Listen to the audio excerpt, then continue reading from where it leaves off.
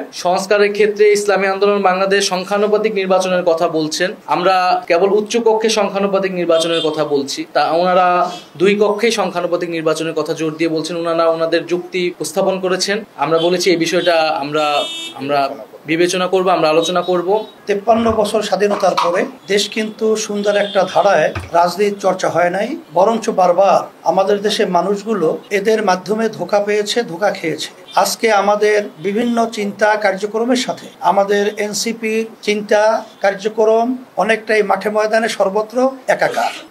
এই জুলাই গণ অভ্যুত্থানে ইসলামী আন্দোলন বাংলাদেশ স্বতঃস্ফূর্তভাবে প্রত্যক্ষভাবে রাজপথে অংশগ্রহণ করেছে, জনগণের অধিকারের পক্ষে, ফ্যাসিবাদের বিপক্ষে লড়াই করেছে। আমরা কাঁধে কাঁধ মিলিয়ে সেই সময় লড়াই করেছি এবং আমরা মনে করি যে আমাদের লড়াইটা শেষ হয়ে যায়নি। আমাদের যেই জুলাই গণ অভ্যুত্থানের আকাঙ্ক্ষা, প্রত্যাশা এবং নতুন রাজনৈতিক বন্দোবস্ত প্রতিষ্ঠার জন্য যে সংস্কারের পথে আমরা এগোচ্ছি, আমরা মনে করি সেই রাস্তায় আমাদের এখনো সেই ঐক্যের জায়গাটা ধরে রাখতে হবে।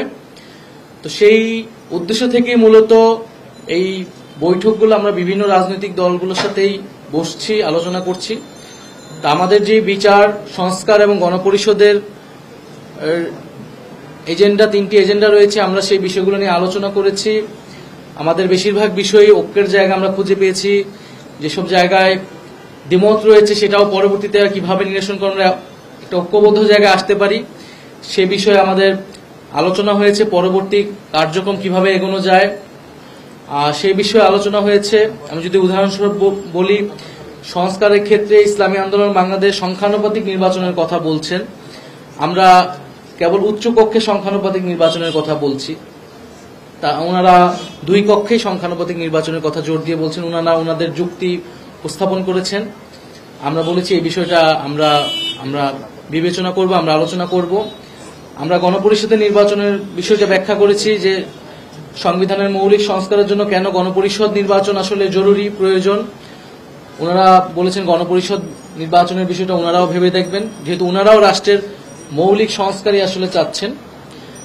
আর এর পাশাপাশি আমাদের যে আওয়ামী লীগের দলগতভাবে আওয়ামী লীগকে বিচারের আওতায় আনা এবং আওয়ামী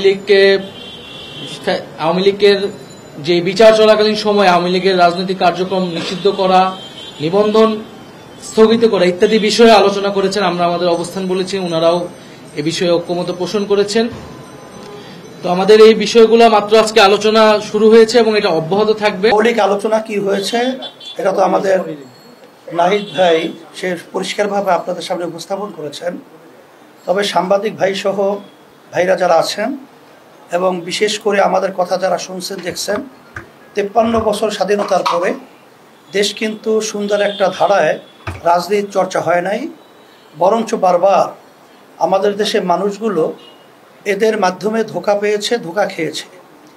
এর একটা পরিবর্তন জুলাই আগস্টের গণ অভ্যুত্থানের মাধ্যমে আপনারা দেখেছেন যে বাংলাদেশের জনগণ এবং ছাত্র এবং আমাদের একটা আকাঙ্ক্ষায় দেশ নিয়ে আছে, চিন্তা আছে, তারই একটা বাস্তবতা হিসেবে আজকে আমাদের বিভিন্ন চিন্তা কার্যক্রমের সাথে আমাদের এনসিপির চিন্তা কার্যক্রম অনেকটাই মাঠে ময়দানে সর্বত্র একাকার।